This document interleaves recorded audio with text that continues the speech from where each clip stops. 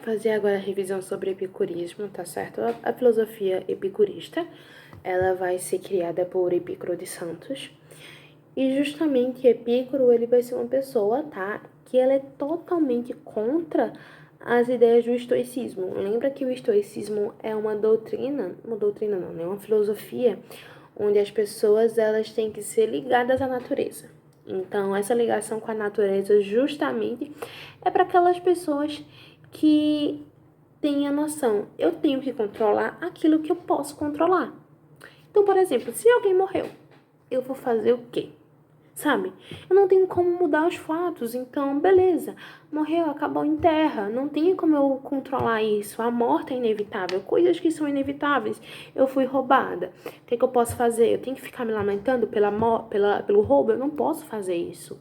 Então, eu vou trabalhar para conseguir outro celular. Eu vou fazer a denúncia na polícia e a polícia cuida. Então, eu tenho que me preocupar com as coisas que eu posso me preocupar, com as coisas que eu tenho capacidade de mudar ou não. Então, por exemplo, eu tirar uma nota boa na prova. Isso é de acordo com a minha capacidade. Eu posso mudar ou não. Eu posso escolher estudar e tirar uma nota boa. Eu posso deixar para lá, não estudar.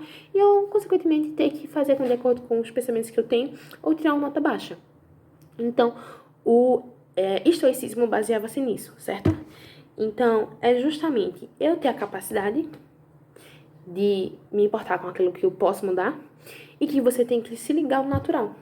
Então, você não se liga a nenhum tipo de desejo, porque os seus desejos, eles podem controlar você e você se tornar refém de desejos, paixões. Então, você tem que ser uma pessoa zen, sabe? Não se ligar a nada que envolve desejos. Não, no geral, certo? Desejos no geral. Pode ser paixão, enfim, qualquer tipo de desejo. E aí, quando a gente vem pro epicurismo, Epicuro vai falar assim, olha, eu sou totalmente contra isso. Então, a gente já deixa isso bem claro, as diferenças entre epicurismo e o estoicismo. Porque Epicuro, ele não concordava de forma alguma você não ter nenhum tipo de desejo. Porque quando se tem o estoicismo fala que se você não tiver nenhum tipo de desejo, se você não seguir os seus desejos, você consegue atingir sua felicidade. Mas Epicuro fala, poxa, não é assim. Para que eu atinja a minha felicidade, eu preciso ir atrás de desejos moderados.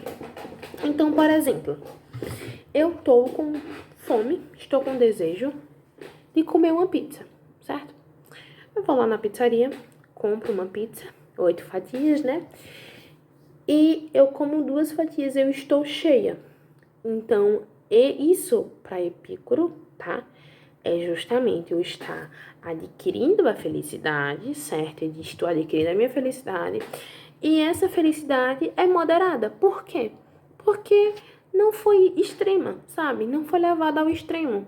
Mas no momento que, se eu tenho uma pizza de 8 fatias, em vez de comer 2, que eu já estaria satisfeita, já estaria atingindo a minha felicidade, eu fosse comer, por exemplo, comer as 8 fatias e eu estivesse passando mal, isso aí para Epicuro já não seria uma felicidade moderada. Isso aí já estaria fora. Então você não estaria feliz, porque você levou ao seu desejo extremo, você não atingiu um desejo moderado, você não atingiu sua felicidade porque você passou do moderado. Tá entendendo os exemplos?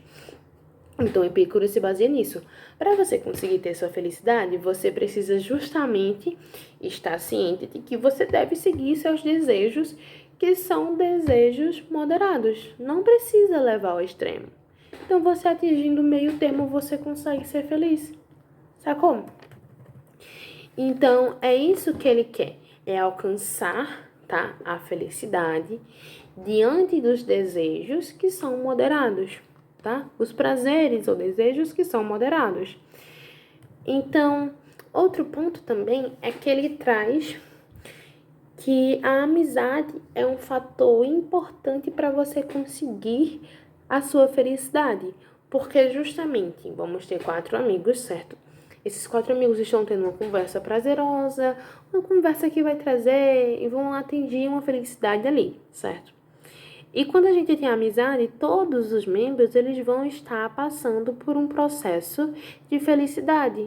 Então, por isso que ele traz que a relação, ele entende a amizade como sendo algo fundamental, porque justamente todos os membros eles vão sair com a felicidade atingida, tá? Então, eles vão conseguir todos atingir uma felicidade. E outro ponto que é deixado bem claro é que justamente a própria felicidade, o próprio prazer atingido, o interessante é que eles atingissem um prazer imediato. Poder não, desculpa, um prazer imediato. Porque o prazer imediato é o melhor dos tipos de prazeres, que foi o exemplo da pizza, porque no momento que você está comendo, você já está sentindo prazer, você já está sendo saciado, certo? E aí o que ele traz uma frase é assim: um homem sereno procura serenidade para si e para os outros. Isso teria a ver justamente com a questão da amizade. Então, não adianta trazer prazer só para mim. Então, eu preciso trazer prazer para as pessoas que estão ao meu redor, para os meus amigos que estão junto de mim, sabe? Então, é justamente isso. Ele prevalece muito a amizade. Para ele, a amizade é muito importante, tá certo? E um ponto importante que ele traz é que o luxo e a riqueza, ela é contra a filosofia epicurista, porque o luxo e a riqueza é muito comum que você acabe saindo do desejo dos prazeres moderados, porque o luxo normalmente é você esbanjar coisas demais e a riqueza também. Quando você tem riqueza, você tem capacidade de ter praticamente tudo. E quem tem praticamente tudo acaba comprando as pessoas. Então sai da questão da felicidade e entra na questão da ganância. É justamente essas questões. É levar sempre ao extremo. Então, luxo, riqueza, leva praticamente tudo ao extremo. Então, isso não se faz necessário, isso não se faz justo a atingir uma necessidade, certo? Então, sempre sai do moderado. Então, sempre tem isso na mente. Epicuro sempre quer que você seja feliz a partir da realização de prazeres moderados, certo? Então, é basicamente sempre nisso, tá? Então, ainda a gente vai ter que Epicuro, ele diz que a morte, as pessoas acabam fugindo dela como se fosse uma coisa terrível. Mas a morte é apenas um fim para a vida que você aproveitou, tá entendendo? Então, as pessoas não precisam temer a morte como se fosse um mal, tá entendendo?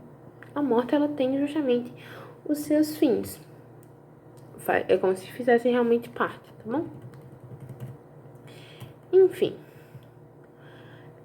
Em relação também à questão do Estado, a relação do epicurismo com o Estado, a gente vai ter então que Epicuro, ele vai dizer que o Estado ele vai ter suas leis, certo? Só que você vai seguir as leis que convêm a você. Então é isso que Epicuro propõe, que as pessoas elas só queira que não aceitam as leis diante daquilo que elas acham que está correto para si. E ele toma isso como, sabe, uma verdade. Então, beleza que o Estado vai propor leis para deixar tudo conforme, mas você vai escolher seguir aquelas que vão ser convenientes a você, tá? Então, no geral, a gente vai ter sobre isso, tá? Sobre Epicuro e as diferenças entre epicurismo e o estoicismo, tá? E, no geral, qualquer dúvida, me perguntem, beleza? Só isso. Obrigada.